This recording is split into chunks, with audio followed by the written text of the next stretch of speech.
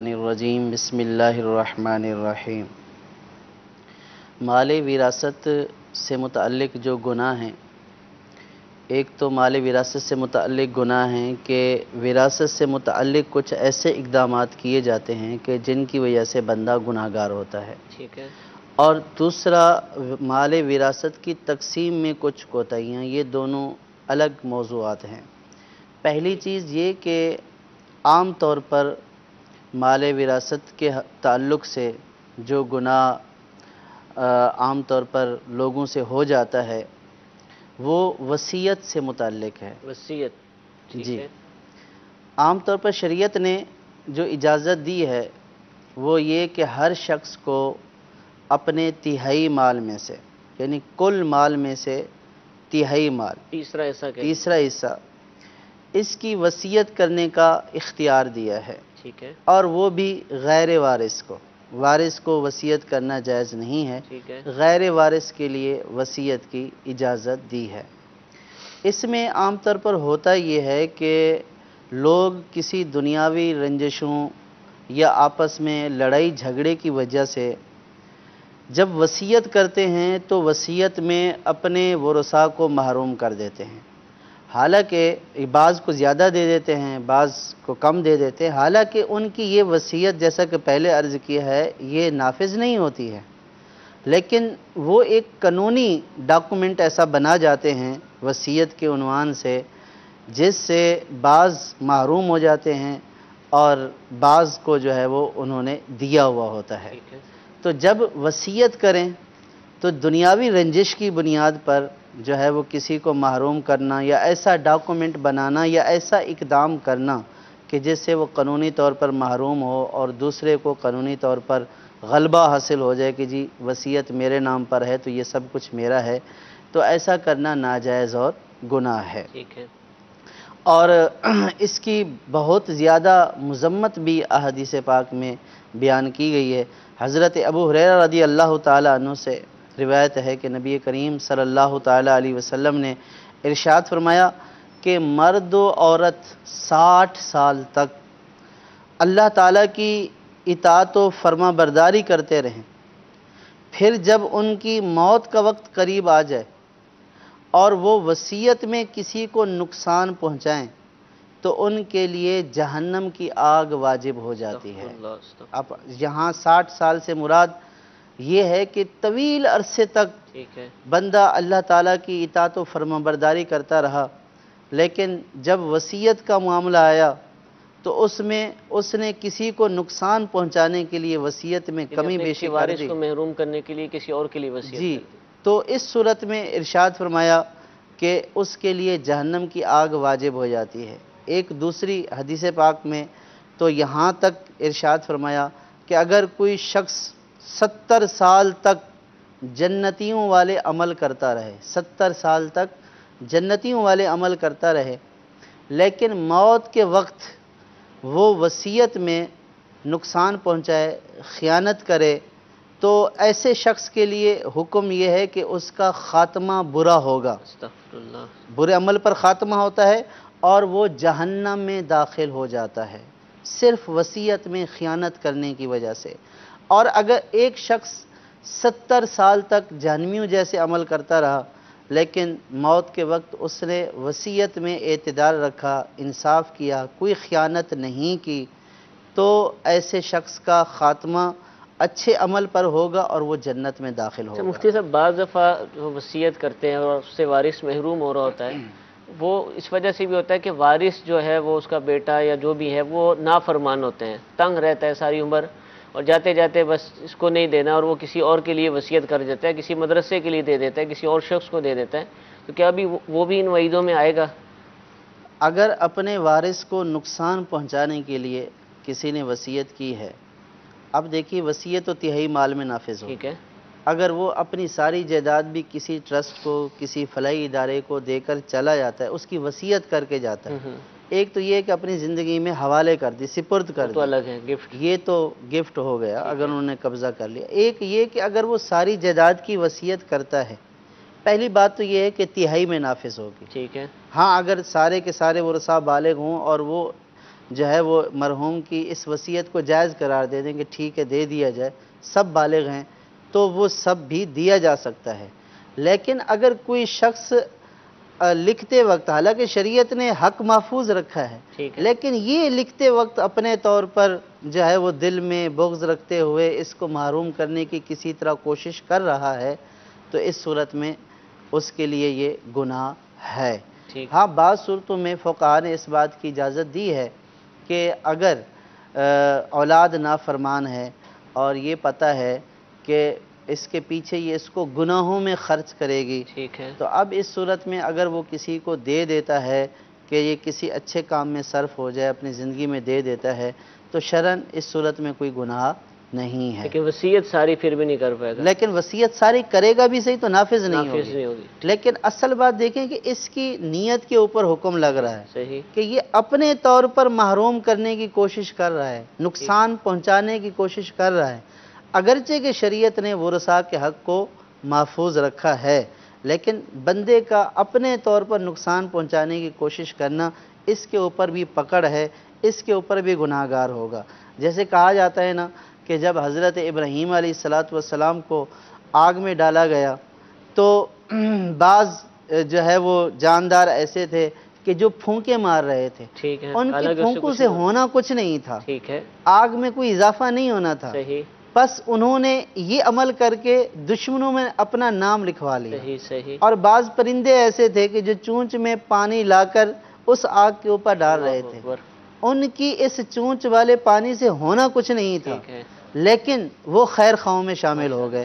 تو بس آپ اس کو بھی ایسے ہی سمجھ لیجئے کہ بعض اقدام بندے کے وہ ہوتے ہیں کہ اس کے اس اقدام سے ہوتا کچھ نہیں ٹھیک ہے، ہے، شرعی طور پر کچھ نہیں ہوتا ہے، لیکن جب وہ ایسا اقدام کرتا ہے کہ جس میں وارث کو محروم کرنے کی کوشش ہو، تو پھر اس کے اوپر ان وعیدوں کا حقدار ہوتا ہے کہ جو وعیدیں بیان کی گئی۔ ٹھیک ہے، ٹھیک ہے، اچھا اس حوالے سے اور کوئی غفلت ہوتی ہو؟ جی، اب اس میں ایک گناہ تو یہ تھا، اچھا یہ گناہ، دوسرا گناہ یہ تھا کہ وارثوں کو حصہ نہ دینا۔ ٹھیک ہے، اب وارثوں کو حصہ نہ دینے کی کئی صورتیں ہوتی ہیں، یعنی کہ بعض اوقات تو غفلت کی وجہ سے ہوتا ہے، بعض اوقات لا علمی کی وجہ سے ہوتا ہے، اور بعض اوقات ظلم کی وجہ سے ہوتا ہے۔ جیسے غفلت کی وجہ سے یہ ہوتا ہے کہ اگر کسی شخص کا انتقال ہو گیا تو اس کے بچوں نے آپس میں جائیداد تقسیم کر لی، اس کی والدہ موجود تھی، یعنی ان کی دادی یا دادا، تو انہوں نے اس کی طرف التفات ہی نہیں کی، وہ یہ بوڑھے سمجھے کہ ہیں، ان ان کو کا کیا کوئی چاہیے؟ حصہ ہی نہیں بنتا ہے۔ ٹھیک ہے، تو ایسی صورت میں لا علمی میں، غفلت میں ورثاء کو ان کے حصوں سے محروم کرنا پایا جا رہا ہے، اور بعض اوقات جو ہے وہ ظلماً بھی محروم کیا جاتا ہے، یعنی جانتے بوجھتے ہوئے محروم کر دیا جاتا ہے، جیسے بیٹیوں کو، بہنوں کو حصہ نہ دینا، کہ والد کا انتقال ہو گیا تو بھائیوں نے آپس میں جائیداد تقسیم کر لی، بہنوں کو حصہ نہ دیا، تو یہ ظلماً نہ دینا جو ہے وہ پایا جا رہا ہے۔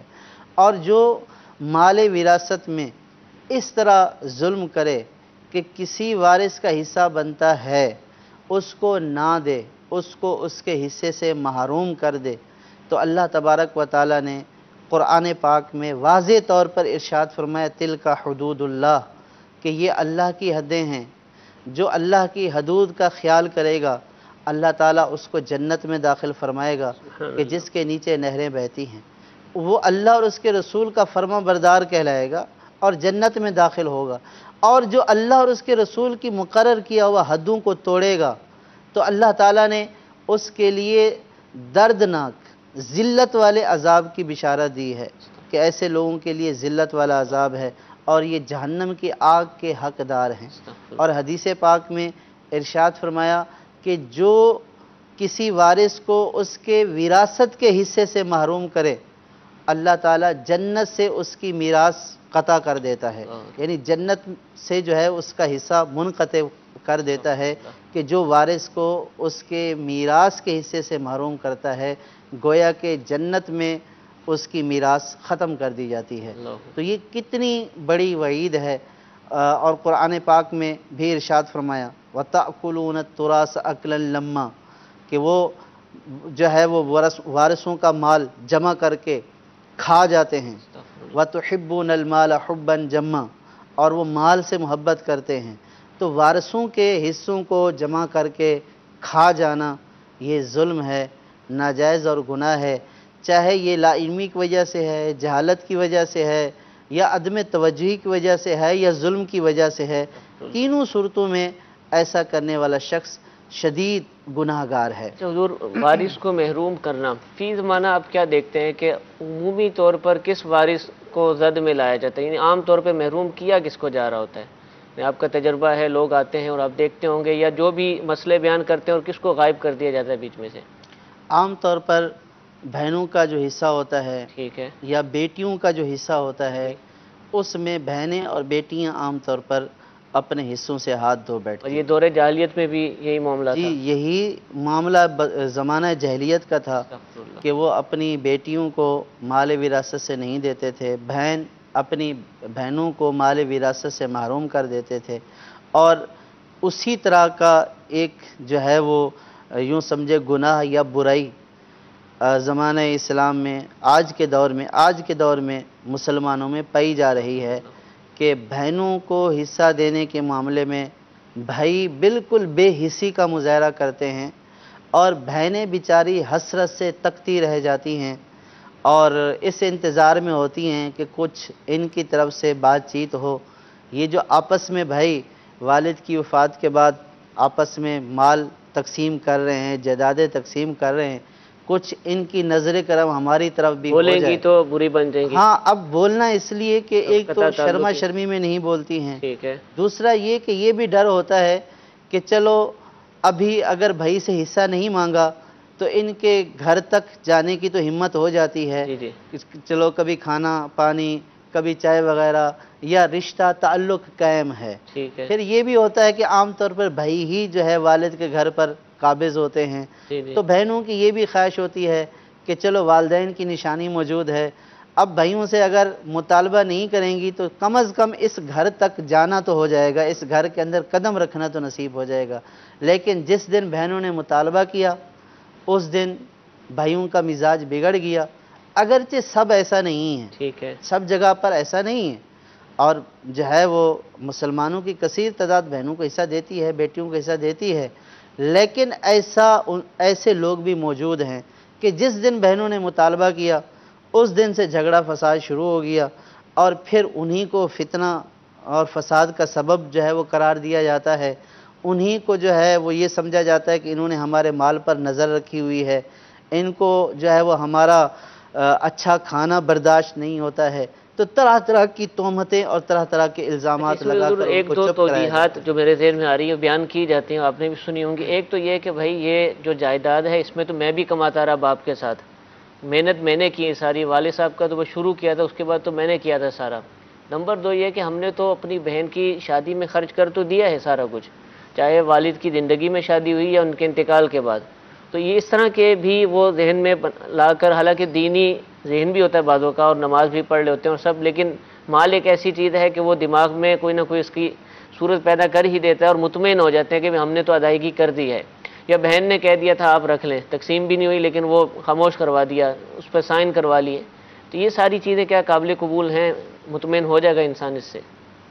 انسان اگر اس کا ضمیر اگر سویا ہوا ہے، جاگا ہوا نہیں ہے، تو اس کے اطمینان کے لیے تو بہت ساری چیزیں ہیں، ٹھیک ہے سوئے ہوئے ضمیر کو مزید سلانے کے لیے تو بہت سارے بہانے ہیں، ٹھیک ہے، اور دنیا کو جواب دینے کے لیے بھی میرے بہت ساری بچوں کا کیا باتیں ہیں، بنے گا اور یہ ساری چیزیں۔ لیکن اللہ تعالیٰ کی بارگاہ میں جو جواب دینا ہے اس میں اس طرح کے بہانے حیل و حجت نہیں جو ہے وہ کام آئے گی۔ پہلی بات جو آپ نے کی ہے، یہ کہا جاتا ہے کہ والدین کی زندگی میں ہم نے جو ہے وہ کمایا ہے، ہم نے بھی شامل حال تھے، تو فقہا نے بیان کیا ہے کہ اگر بچہ جو ہے وہ والد کے ساتھ کاروبار میں شرکت کرتا ہے، جو کاروبار ہے والد صاحب کا، اس کے والد صاحب کے ساتھ ہاتھ بٹاتا ہے، تو اس کی حیثیت معاون اور مددگار کی ہے، ٹھیک ہے وہ ساری چیز والد صاحب ہی کی قرار پائے گی، اور بیٹے کی حیثیت معاون اور مددگار کی ہوگی، ٹھیک ہے اور جو کچھ کمایا وہ والد کا قرار پائے گا شرعی اعتبار سے، ٹھیک ہے بیٹے کا اس میں کچھ نہیں ہے۔ عام طور پر بیٹے والدین کے معاون اور مددگار ہوتے ہیں، صحیح والدین کا ہاتھ بٹاتے ہیں، تو جس طرح بیٹے معاون اور مددگار ہوتے ہیں باہر کے کاموں میں، اسی طرح بیٹیاں بھی تو گھر میں معاون اور مددگار ہوتی وہ ہیں، بھی تو کام کرتی ہیں، گھر کا کام کرتی ہیں، اور بھائی کا، والدین کے سارے جو اندرونی معاملات ہوتے ہیں، کھانا پکانا اور یہ ساری چیزیں تیار کر کے دینا، یہ ساری بہنیں ہی تو کرتی ہیں۔ اب اگر بھائی یہ کہے کہ ہم معاون اور مددگار رہے والد کے، تو پھر بہن بھی جو ہے وہ روزانہ کا کھانے بنانے کی اجرت کے اعتبار سے اگر حساب کرے تو کم از کم اس کا بھی اتنا بنے گا جتنا بھائی صحیح، دعویٰ کر رہا ہے۔ ٹھیک ہے، تو لیکن کوئی بھی بیٹی، کوئی بھی بہن گھر میں جو کام کرتی ہے وہ اس کو نہ اجرت سمجھتی ہے بے شک، اور نہ کبھی اس کی طرف سے اجرت کا دعویٰ ہوتا ہے۔ ٹھیک ہے، یعنی ذہن میں بھی نہیں آتا حضور۔ یہ بھی مردوں کے لیے، ان مردوں کے لیے ڈوب کر مرنے کا مقام ہے کہ جو اپنے بہنوں اور بیٹیوں کا حصہ دبا لیتے ہیں اور کہتے ہیں کہ ہم نے تو والد کے ساتھ کام کیا، تو ان کی جواں مردی کہاں چلی جاتی ہے؟ ان کی بہنوں نے شانہ بشانہ ہو کر گھر کے کاموں کو سنبھالا، انہوں نے کبھی آج تک میں نے نہیں سنا کہ کوئی بہن یا بیٹی یہ دعویٰ کر رہی ہو کہ ہم نے جو گھر سنبھالا ہے اس کی ہمیں اجرت دی جائے۔ لیکن بیٹا جو ہے مرد ہونے کے باوجود بھی یہ کہہ رہا ہوتا ہے کہ جی میں تو ساتھ تھا، میں تو سارا دن دکان کے اوپر ہوتا تھا، سارا دن والد کے ساتھ ہوتا تھا، والد تو دکان پر ہوتے تھے، باہر کا کام تو میں کیا کرتا تھا، اور وہ اس چیز کو جو ہے اپنا حق سمجھتا ہے۔ تو اگر وہ اس کو حق سمجھتا ہے تو پھر وہ حق کہاں گیا جو بہن اور بیٹی کا حق ہے؟ صحیح، تو یہ بھی حق نہیں ہے، یہ بھی معاون اور مددگار ہے، اور بہن اور بیٹی بھی معاون اور برابر ہے، مددگار ہے، دونوں کا برابر کا کنٹریبیوشن ہے۔ اس میں بیٹا یہ مت بولے کہ جناب میں نے بہت زیادہ کام کیا۔ ہاں، اگر بیٹا والدین سے جدا تھا اور بیٹے کا کمانا جو ہے وہ الگ سے تھا، الگ سے اس کی سیونگ تھی، الگ معاملات تھے، اور الگ سے چیزیں بناتا الگ سے رہا، چیزیں وہ لیتا اور بیچتا تھا، اب اس صورت میں اگر بیٹے نے جو ہے وہ کوئی چیز لی ہے، پلاٹ لیا ہے، مکان لیا ہے، اور پھر لینے کے بعد میں والدین کو ویسے ہی رہنے کے لیے دے دیا ہے، تو اب دیگر بہن بھائیوں کا اس کے اوپر کوئی حق نہیں بنتا ہے۔ یہ تو صورت ہوگی کہ بیٹے کا یہ دعویٰ کرنے کی جی ہم نے کمایا ہے۔ تو اس میں بعض صورتوں میں حق بنتا بھی ہے اور بعض صورتوں میں حق نہیں بنتا، اس میں پھر پوری تفصیل ہے، اس کو دیکھا جائے گا کہ جو دعویٰ کیا جا رہا ہے وہ کس اعتبار سے۔ ٹھیک ہے، دوسری اہم اور جو مطلب ہے کہ شرم والی بات ہے ہمارے اس معاشرے کے لیے، وہ یہ کہ عام طور پر جب بھی کوئی جو ہے وہ مرد مسئلہ پوچھنے کے لیے آتا ہے دارالافتاء میں، تو وہ ٹھک سے بولتا ہے کہ جی ہم اتنے بھائی ہیں، اتنی بہنیں ہیں، اور بہنوں کی والد نے زندگی میں شادی کر دی تھی، خرچہ پورا ہو گیا ان کا، جی ہم نے جو ہے والد کے بعد بہنوں کی شادی کر دی، الحمدللہ وہ اپنے گھروں میں خوش ہیں اور وہ سیٹل ہیں۔ ٹھیک ہے، تو وہ گویا کہ مفتی صاحب کو یہ تاثر دینے کی کوشش کر رہا ہوتا ہے کہ بہنوں کو کوئی پرواہ نہیں ہے، بہنوں کی ہم نے شادی کر دی، بہنیں سیٹ ہیں۔ یہ تو ان سے پوچھیں تو پتہ چلے۔ تو اب اس سے پوچھا جائے کہ آپ جو ہے وہ ابھی تک غیر شادی شدہ رہے اس لیے کہ والد کی وراثت پائیں گے، یہ بھی شادی شدہ ہوتا ہے۔ ٹھیک ہے، یعنی بھائی اگر بہنوں کی شادی ہو گئی تو آپ کی بھی تو شادی ہو گئی، صحیح، آپ نے بھی تو اس لیے ابھی تک شادی تو جو ہے وہ بغیر شادی شدہ تو نہیں رہے کہ جناب جس کی شادی ہو جاتی ہے وہ اس کا حصہ ختم ہو جاتا ہے لہٰذا ہم شادی نہیں کرتے۔ حالانکہ ہمارے معاشرے میں جو بیٹوں کی شادی کے اوپر جو خرچ ہوتا ہے وہ بیٹیوں کے مقابلے میں کہیں زیادہ ہوتا ہے، ٹھیک ہے، بہت زیادہ خرچ کیا جاتا ہے کہ بیٹوں کی خوشی ہے، پہلے بیٹے کی خوشی ہے، آخری بیٹے کی خوشی ہے، تو بیٹوں کی خوشی کے نام پر بہت زیادہ خرچ کیا جاتا ہے بنسبت بیٹی کے۔ ہاں بعض برادریوں میں بیٹیوں کے اوپر زیادہ خرچ کیا جاتا ہے کہ جہیز کا زیادہ جہیز دینے کا ایک رسم جو ہے وہ چلی ہے، ہو سکتا ہے کہ ان کے ہاں بیٹیوں کے اوپر زیادہ خرچ ہو، لیکن عمومی طور پر دیکھا جائے تو شادیوں میں بیٹوں کے اوپر زیادہ خرچ ہوتا ہے۔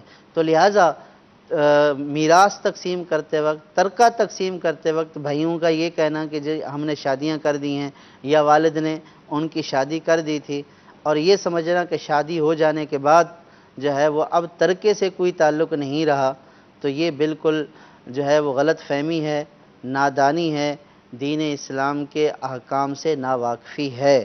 جس طرح شادی ہو جانے کے بعد بیٹی کا رشتہ ختم نہیں ہوتا، وہ بدستور باپ ہی رہتا ہے، تو اسی طرح شادی ہو جانے کے بعد اس کا ترکے سے بھی حصہ ختم نہیں ہوتا۔ تو یہ یعنی یہ دیکھ لے بیٹا کہ جب اس کی شادی ہو گئی ہے اور والدین نے اس کی شادی کے اوپر خرچ کیا تو یہ مدعی ہے، دعویٰ کر رہا ہے کہ جناب مجھے ملے، تو پھر بیٹی کو کیوں نہیں ملے گا؟ تو بیٹی کا بھی حصہ بنتا ہے۔ ہاں الا یہ کہ والدین انتقال کر گئے، اب جو ہے وہ بہنوں کا حصہ تھا، بھائیوں نے ان کا جو ہے وہ شادی کرتے وقت ان کو واضح طور پر یہ کہہ دیا کہ جی ہمارے پاس تو کچھ نہیں ہے، آپ کا جتنا حصہ بنتا ہے اس میں سے ہم آپ کی شادی کر دیتے ہیں۔ تو اگر یہ واضح صراحت کے ساتھ اخراجات کیے اور وہ اخراجات اتنے ہیں کہ جو ان کے حصے کے برابر ہیں اور وہ اس کے اوپر راضی بھی تھیں، تو یہ پہلے تو بتایا ہو، پہلے بتا کر، ٹھیک ہے، تو اس صورت میں ٹھیک ہے کہ انہوں نے اپنا حصہ یوں وصول کر لیا۔ لیکن دنیاوی ناک رکھنے کے لیے یہ بھی نہیں کرتے ہیں، ٹھیک ہے، کیونکہ عام طور پر اگر یہ کریں گے تو پھر لوگ یہ بولیں گے کہ دیکھو بہن کی شادی کی ہے اور اس کی شادی اس کے حصے میں سے کی ہے۔ ٹھیک ہے، تو ایک طرف ہم نے دنیا کی ناک رکھنی ہے، دنیاوی ناک رکھنے کے لیے تو ہم جو ہے وہ یہ سارے معاملات کرتے ہیں، کسی کو نہیں بتاتے ہیں، لیکن اللہ تعالیٰ کے عذاب سے اللہ تعالیٰ کے عذاب سے نہیں ڈرتے اور یوں شادی اور دیگر بہانوں کے وجہ سے جو ہے وہ بہنوں کو جائیداد سے محروم کر دیتے ہیں۔ تو یاد رکھیے کہ جس کا حصہ ہو چکا ہے تو وہ جب تک حصہ اپنا نہ لے لے اس وقت تک وہ حصے سے محروم نہیں ہو سکتا۔ ٹھیک ہے، مزید بھی انشاءاللہ بہنوں کے حوالے سے، بیٹیوں کے حوالے سے کچھ سوالات ہیں، ایک کال سلسلے میں شامل کرتے ہیں۔ جی، کہ تنخواہ میری سیلری جو ہے 17,000 یا 18 کے قریب ہے، اس پر تھوڑا کاروبار بھی میں کرتا ہوں، تو کس طریقے سے زکوٰۃ نکال سکتا ہوں؟ جی حضور، 17-18 ہزار سیلری ہے، کاروبار بھی ہے تھوڑا سا، تو زکوٰۃ کیسے؟ 17-18 ہزار سیلری کے اوپر تو دار و مدار نہیں ہے، اصل بات یہ ہے کاروبار۔ ٹھیک ہے، اگر ان کا جو کاروبار ہے وہ اتنا ہے کہ جو نصاب کی مقدار کو پہنچتا ہے اور اس کے اوپر سال گزر چکا ہے اور قرض وغیرہ بھی نہیں ہے، دیگر زکوٰۃ کی شرائط پائی جا رہی ہیں، تو اس صورت میں ان کے مال تجارت کے نصاب جتنے ہونے کی وجہ سے ان کے اوپر زکوٰۃ لازم ہوگی۔ ٹھیک ہے، ان کی سیلری چاہے 17-18 ہزار ہو یا 8-10 ہزار ہو، اس سے کوئی سروکار اصل نہیں۔ نصاب پایا گیا تو زکوٰۃ اصل ہے کہ زکوٰۃ کے مال جو ہے وہ بقدر نصاب پایا گیا اور ساری شرائط پائی گئیں تو زکوٰۃ لازم ہو جائے گی۔ ٹھیک ہے جی، ایک اور کال چلائیے۔ روزے کی حالت میں انجیکشن لگانا کیسا ہے؟ تو دوسرے نمبر میں جو نمازیں رہ گئی رمضان سے پہلے، تو رمضان میں ادا کریں گے تو 70 نمازیں ادا ہوگی یا ایک ہی ادا ہوگی؟ جی حضور، انجیکشن لگانا کیسے؟ روزے کی حالت میں انجیکشن لگانے سے روزہ نہیں ٹوٹتا ہے۔ ٹھیک ہے، انجیکشن جو ہے وہ دو طرح کا ہوتا ہے، ایک گوشت میں لگایا جاتا ہے، ایک نس میں لگایا جاتا ہے۔ تو چاہے گوشت میں لگایا جائے چاہے نس میں لگایا جائے روزہ نہیں ٹوٹتا، لیکن اس میں علماء کا اختلاف ہے۔ بعض علماء کے نزدیک انجیکشن لگانے سے روزہ ٹوٹ جاتا ہے، ٹھیک ہے، یعنی بعض یہ مطلقاً انجیکشن لگانے سے روزہ ٹوٹنے کا کہتے ہیں، بعض نس میں لگانے سے جو ہے وہ روزہ ٹوٹنے کا فرماتے ہیں۔ تو چونکہ اس مسئلے میں علماء کا اختلاف ہے، تو جس مسئلے میں علماء کا اختلاف ہے تو اس سے بچنا بہتر ہوتا ہے۔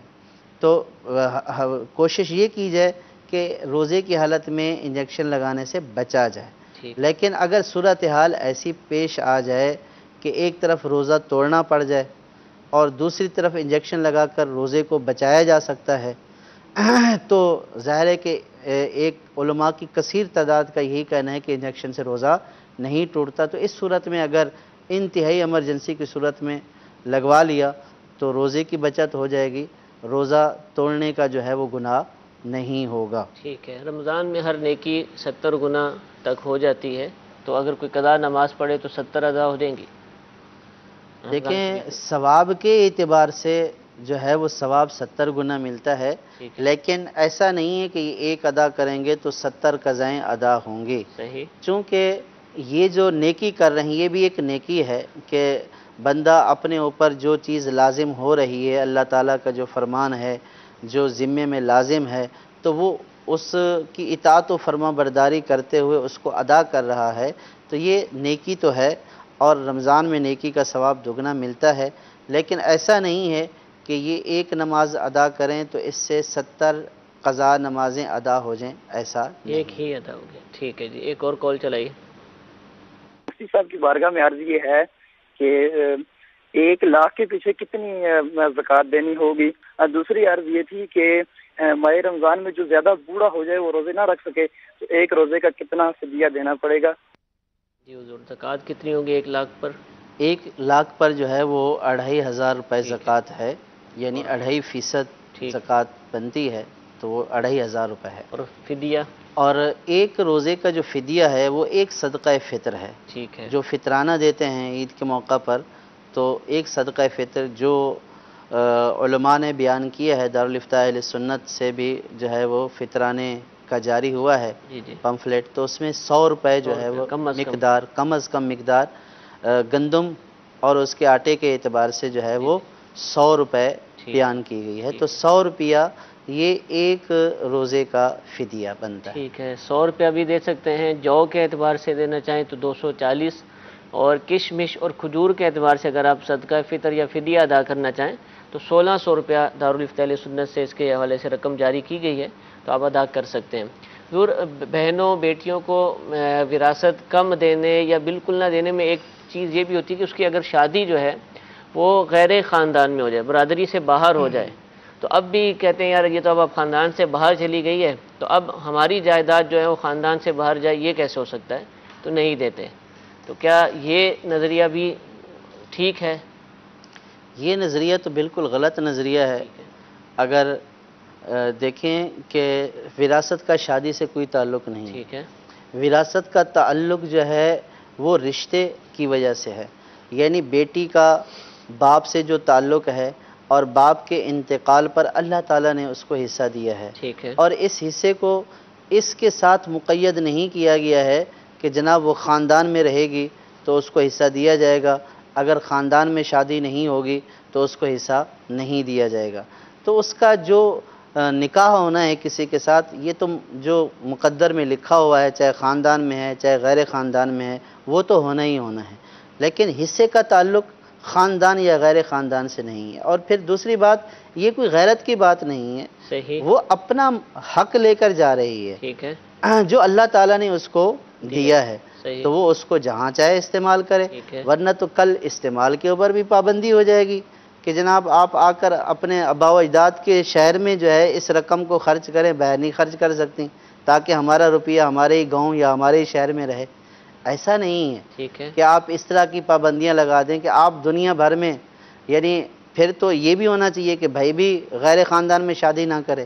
تو جب بھائی غیر خاندان میں شادی کرنے سے وہ پورا حصہ لے لیتا ہے، تو بہن کے غیر خاندان میں شادی کر لینے سے آخر ایسی کون سی چیز ہے کہ جو روکتی ہے کہ اس کو پورا حصہ نہ دیا جائے؟ اللہ تعالیٰ نے یا اللہ کے حبیب صلی اللہ تعالیٰ علیہ وسلم نے تو کوئی ایسی تقسیم نہیں بیان فرمائی.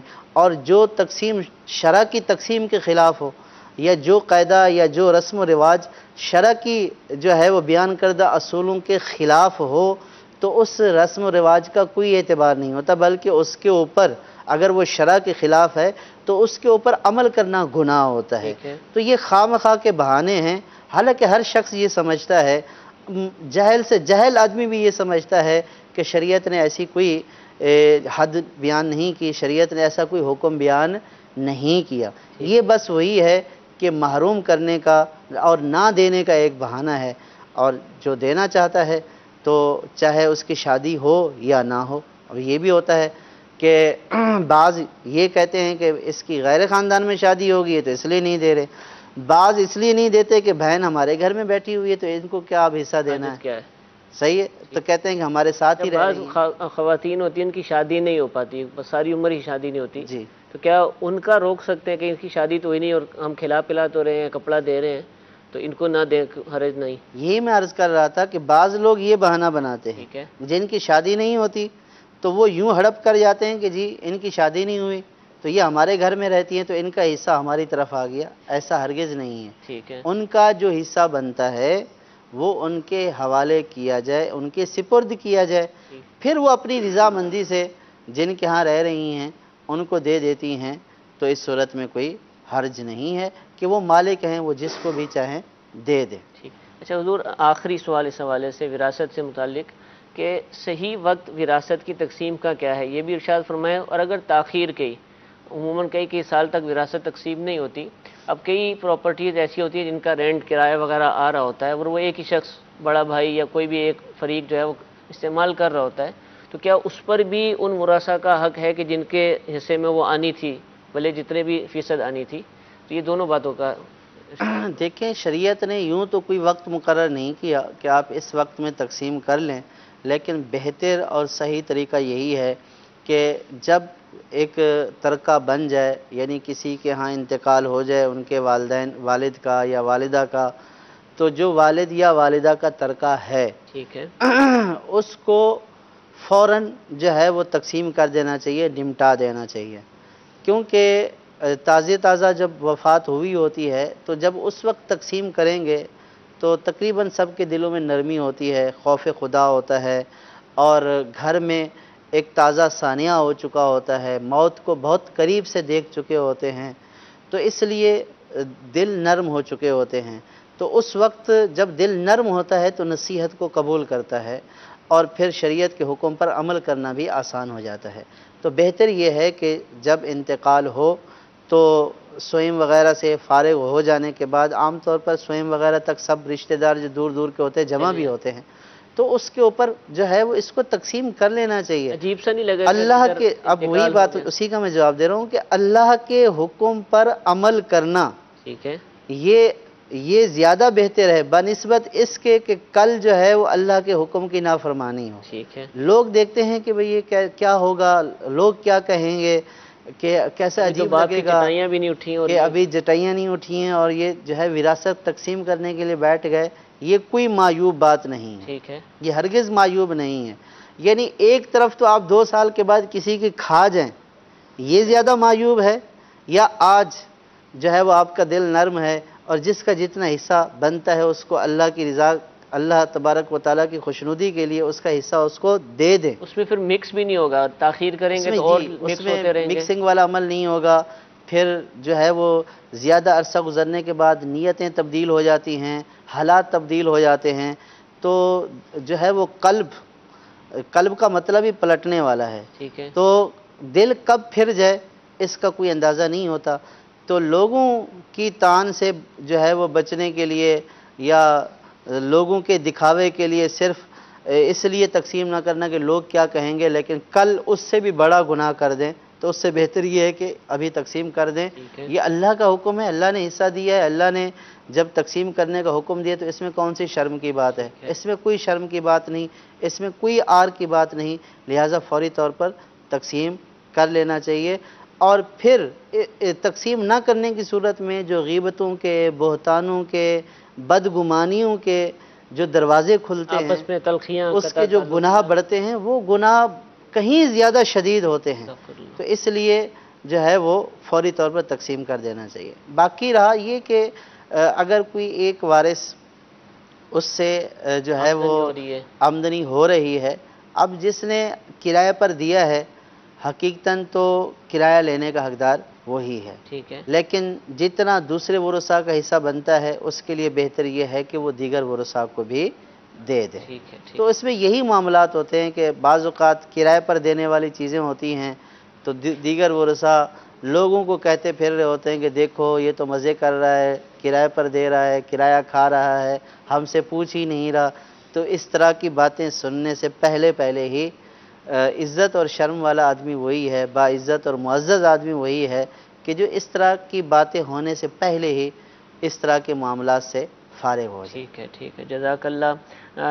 تفصیل سے الحمدللہ ہم نے 2-3 سلسلوں میں وراثت سے متعلق احکام سیکھے، اور بھی بہت ساری باتیں آپ کے ذہنوں میں بھی آتی ہوں گی، چونکہ آپ حضرات کی دیگر کالز بھی ہوتی ہیں، ہم نے شامل کرنی ہوتی ہیں، تو مزید کالیں شامل کریں گے۔ وراثت سے متعلق مزید معلومات لینا چاہیں تو آپ ہمیں کال کریں، انشاءاللہ آپ کی کال سلسلے کا حصہ ہوں گی۔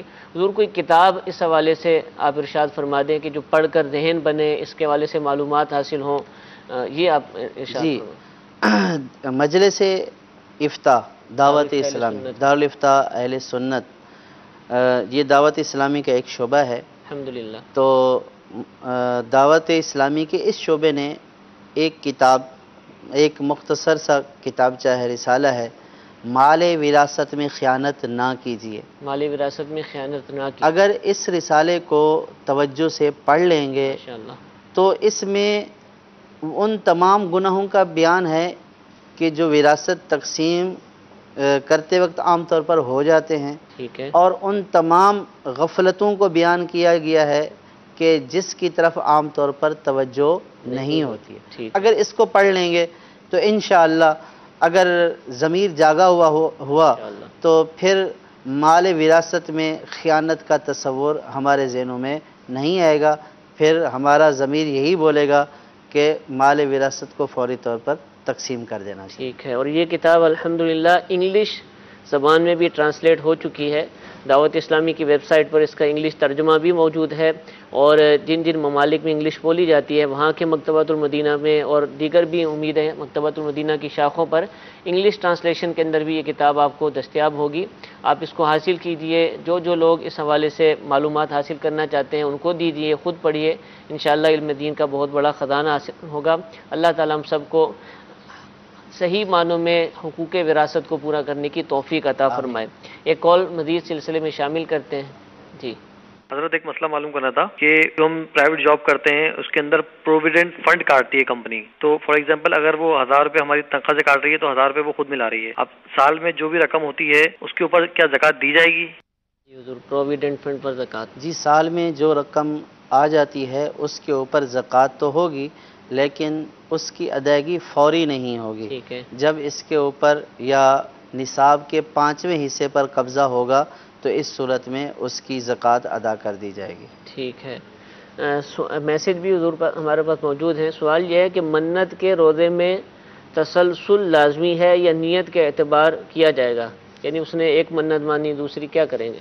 تسلسل ضروری نہیں ہے۔ ٹھیک ہے، اگر کسی نے یہ بولا کہ میں مسلسل روزے رکھوں گا تو یہ ایک الگ صورت ہے، ورنہ اگر 1 2 4 5 جو ہے مرتبہ اس نے مختلف اوقات میں روزہ رکھنے کی نیت کی ہے تو اس صورت میں وہ ضروری نہیں ہے کہ وہ پے در پے رکھے، بلکہ کسی بھی وقت جن دنوں میں روزہ رکھنا جائز ہے ان دنوں میں روزہ رکھ کر اپنی منت کو پورا کیا جا سکتا ہے۔ ٹھیک ہے جی، ایک اور کال چلائیے۔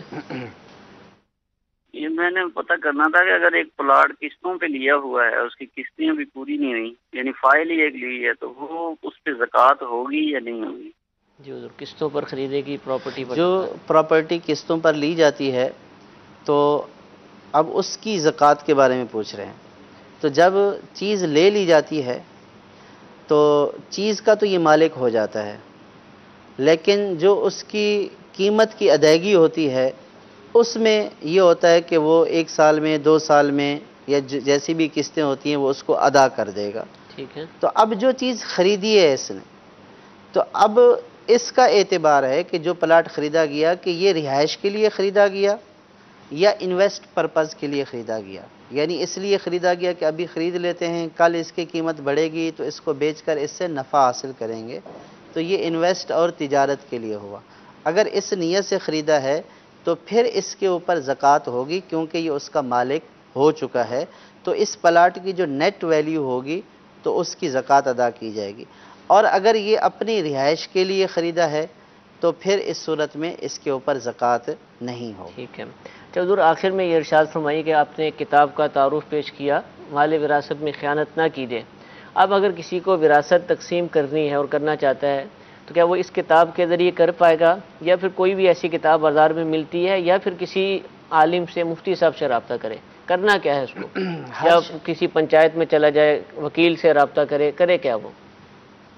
ہر شخص کی یہ استطاعت نہیں ہے ٹھیک ہے، کہ وہ مال وراثت کو اپنے طور پر تقسیم کر لے، یعنی ہر شخص اس کی قدرت نہیں رکھتا، ہر شخص کو اس کا علم نہیں ہے، علم نہ ہونے کی وجہ سے وہ تقسیم میں غلطی کر سکتا ہے۔ ٹھیک ہے، تو وراثت کی کتاب ہو یا اس میں حصے بیان کیے گئے ہوں، تو جو شخص جس نے باقاعدہ طور پر وراثت کو نہیں پڑھا ہوگا تو وہ صرف کتاب کو دیکھتے ہوئے یا کسی مسئلے کو پیش نظر رکھتے ہوئے وہ وراثت کو صحیح طور پر تقسیم نہیں کر پائے عام گا، طور پر ایسا ہوتا ہے، غلطی کرے گا، اور پھر وہی ہوگا کہ اس کی غفلت کی وجہ سے مال وراثت میں کمی بیشی ہوگی اور گناہ کا مرتکب ہوگا۔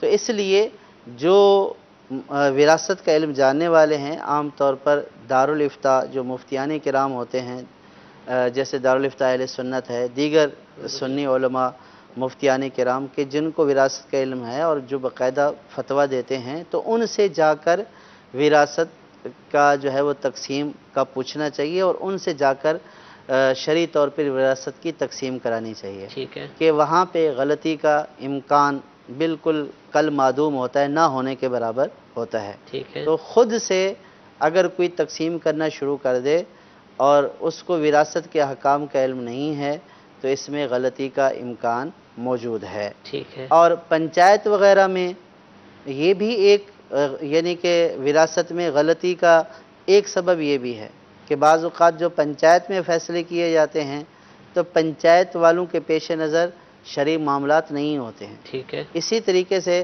بعض اوقات گھر میں بیٹھ کر آپس میں جو ہے وہ تقسیم کر دی جاتی ہے اور اس تقسیم کے اوپر سب راضی نہیں ہوتے، یا بعض اوقات نابالغ بھی موجود ہوتے ہیں اس میں، تو وہ تقسیم کر دی جاتی ہے، تو وہ تقسیم بھی شرعی اعتبار سے عام طور پر صحیح نہیں ہوتی ہے۔ ٹھیک ہے، تو اس لیے پراپر کسی مفتی صاحب سے، سنی عالم دین سے جو وراثت کا علم رکھتے ہوں تو ان سے وراثت کا مسئلہ پوچھنا چاہیے، اور بہتر یہ ہے کہ کسی سنی دارالافتاء سے باقاعدہ سوال لکھ کر اس کا باقاعدہ فتوے کی صورت میں جواب لیا ٹھیک ہے۔ جائے۔ الحمدللہ دارالافتاء اہل سنت بھی یہ سروس فراہم کرتا ہے، مختلف ملک بھر میں مختلف شہروں میں شاخیں موجود ہیں۔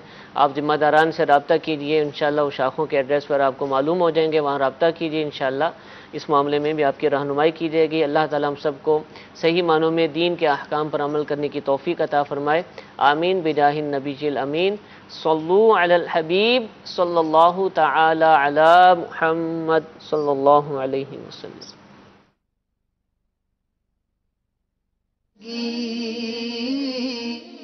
آؤ علماء سے پوچھ لیں، آئے جو مشکل پیش کوئی، آؤ علماء سے پوچھ لیں۔ معاشی، معاشرتی، سماجی اور دیگر گوشوں پر ملفوظات، رمضان شریف کی رحمت بھری خوشا ساعتوں میں مغفرتوں کے انعامات، امیر اہل سنت دامت برکاتہم العالیہ کی عاشقان رسول پر علمی گوہر افشانی۔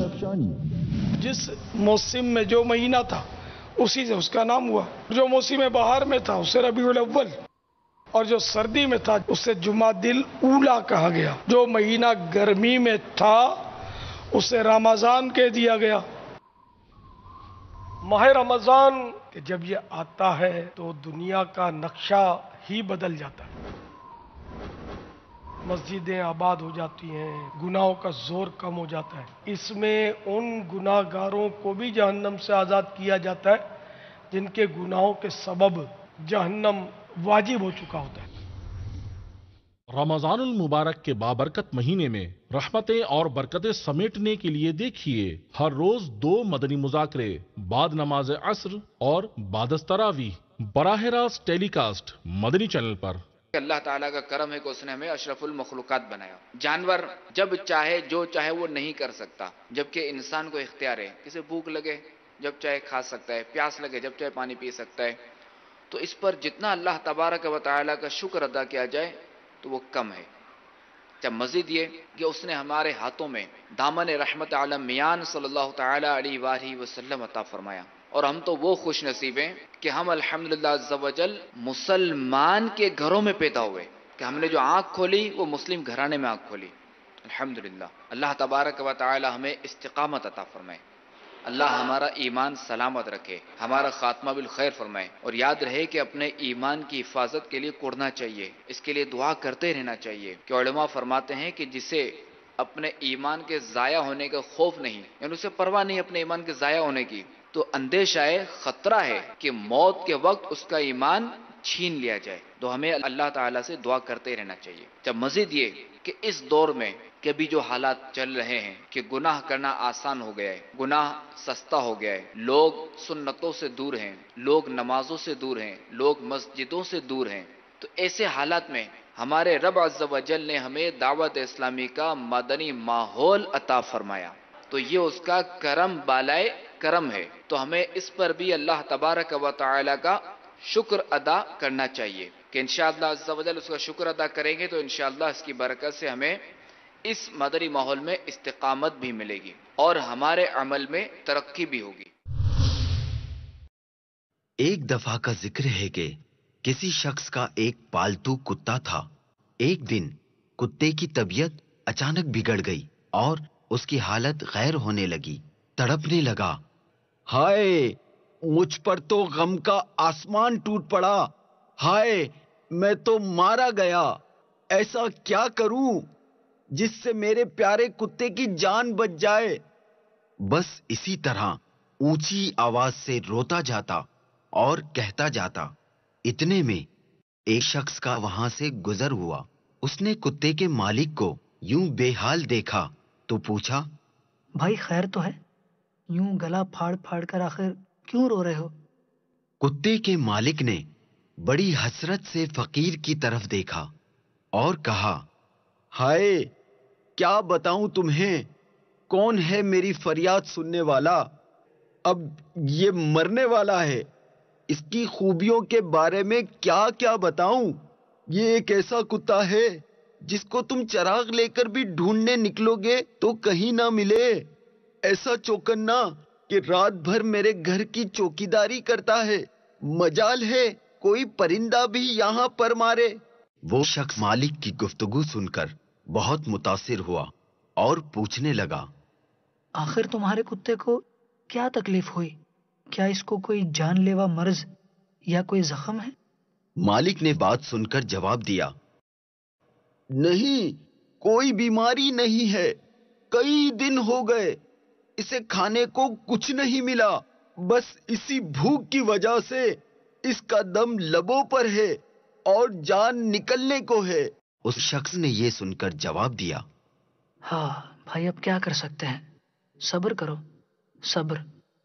اتنے میں اس شخص نے پوچھا، میاں اس کپڑے میں کیا لپٹا ہوا ہے؟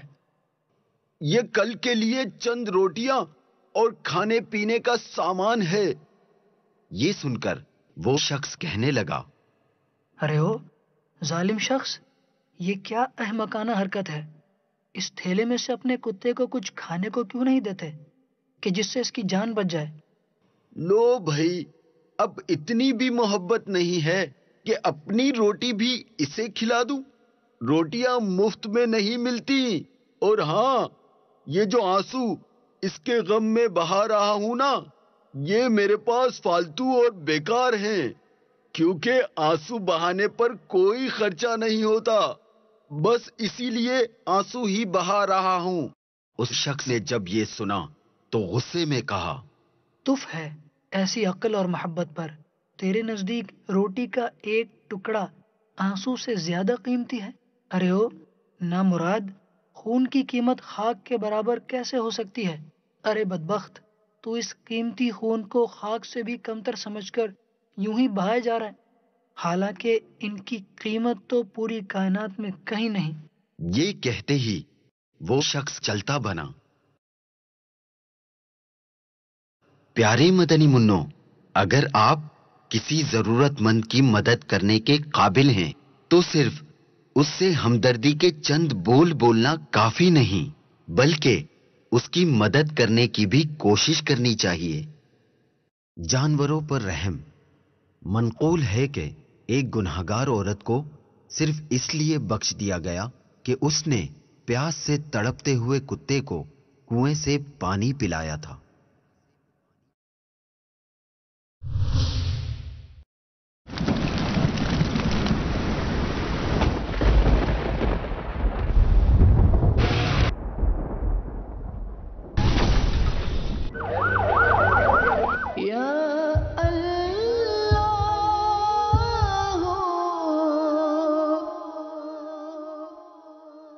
اپنی جان و مال کی حفاظت اور اللہ پاک سے اپنا تعلق مضبوط کرنے کے لیے راہ خدا میں خوب خرچ کیجیے۔ یا